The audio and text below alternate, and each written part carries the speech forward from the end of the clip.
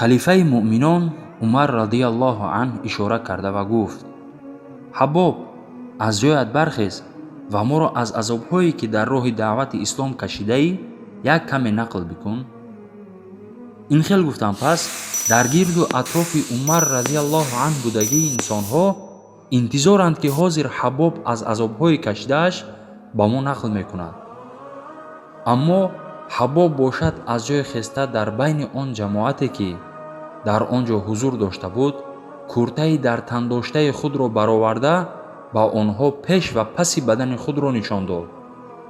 бениҳоят маънидор бародарон, ҳар кас ҳабобро интизор буд ки азобҳои кашидаашро нақл мекунад, аммо ӯ бошад пеш ва паси бадани худро ба онҳо нишон дод.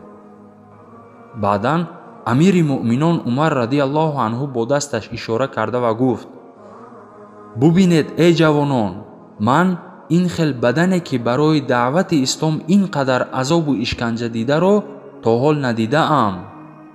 барои чӣ ин хел гуфт Умар радиаллоҳу анҳ? чунки пеш ва паси бадани Ҳабоб ибни Аррат барои даъвати ислом бо оҳанҳои тафсон сӯзонида шуда буд. бародарон, он қадар сӯхта буд ки дар ривояти Ибнул Асирун Устулғобе омадааст ки ярраҳои баданаш он қадар калон буд ки ба мисли пиёла мо ташбеҳ дода метавонем ки ҳатто об нӯшида мешуд. баъдан боз Умар сухан карда мегӯяд: эй ҷавонон, бале, ислом ба ин рӯзҳо расид, ислом ба ғалабаҳои бузург расид, алҳамдулиллаҳ, аммо бо ғайрату рағбати ана ҳамин хел ҷавонон расид.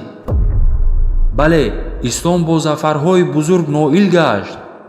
ислом байрақи ла илаҳаиллаллоҳ муҳаммадур расулуллоҳро дар ҳайбар баланд бардошт. ҳатто дар таги замин хазинаҳояшро, сарваташро пинҳон мекардагӣ Кисро бин Ҳурмузро мағлуб карда дар Форс исломро паҳн намуд. алҳамдулиллаҳ, бале, ислом ҳазорҳо километрҳоро тай намуда ба мо расид. аммо чӣ хеле ки Умар радиаллоҳу анҳу мегӯяд, бо рағбату ғайрати ана ҳамин хел ҷавонон, яъне бо азобҳои кашидаи ана ҳамин хел ҷавонон ба мо расид. алҳамдулиллаҳ.